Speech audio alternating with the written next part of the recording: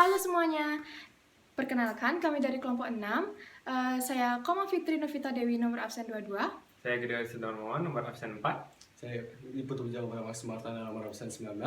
Di sini kita mau jawab pertanyaan yang udah ada di kolom komentar. Teman-teman untuk tahu jawabannya bisa cek video sebelahnya ya. Pertanyaan pertama dari Rara dari kelompok 2. Pertanyaannya itu, adakah bentuk kegiatan politik lainnya dari Perhimpunan Indonesia selain menerbitkan majalah dan buku? Jika ada, bagaimana kegiatannya? Jawabannya, selain merilis majalah Indonesia Merdeka, organisasi ini juga melakukan sejumlah kegiatan politik dengan kerjasama dan menggalang dukungan dari organisasi internasional sebagai upaya mengenalkan dan mempropagandakan kemerdekaan Indonesia. Adapun kegiatan yang dimaksud adalah, yang pertama, Perhimpunan Indonesia mengirimkan duta besar informal ke Prancis, Belgia, dan Jerman untuk menjalin kontak dengan para aktivis dan gerakan anti kolonial yang sama-sama menentang penjajahan. Yang kedua, para pelajar Perhimpunan Indonesia juga hadir di Kongres Anti Peperangan dan Penjajahan, Kongres Demokratiku Internasional yang diselenggarakan pada Agustus 1926 di kota Biarritz, Prancis.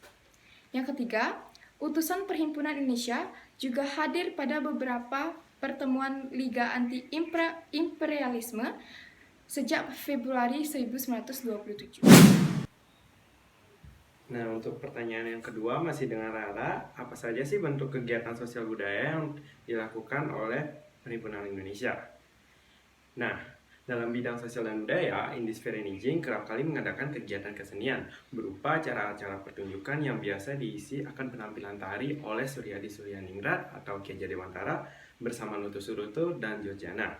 Seperti misalnya pentas tari yang dilakukan pada Maret 1916 di Den Haag, Belanda, seperti yang tertera pada gambar berikut.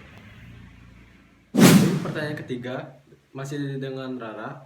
Kenapa istilah Indis bisa diganti menjadi Indonesia? Istilah Indis diganti menjadi Indonesia karena terdapat sebuah fakta menarik pada pertemuan dengan Partai Politik Indonesia, yaitu digunakannya kata Indonesia atau Indonesia dan Indonesiers atau orang Indonesia oleh Surjo Putro. Kata tersebut menjadi populer di kalangan mahasiswa sebagai kata pengganti Indi atau Hindia dan Indirs atau orang Hindia yang sangat merendahkan kedudukan orang Indonesia. Pertanyaan berikutnya ada dari Gina. Pertanyaannya, apa sih pengaruh organisasi Perhimpunan Indonesia terhadap pergerakan nasional Indonesia? Nah, untuk itu, adapun peran penting maupun pengaruh Perhimpunan Indonesia terhadap pergerakan nasional diantaranya yang pertama, sebagai pendobrak psikologis dan kekuasaan dengan sistem kolonial. Yang kedua, ada sebagai ideologi sekuler yang mendorong semangat dalam berkebangsaan.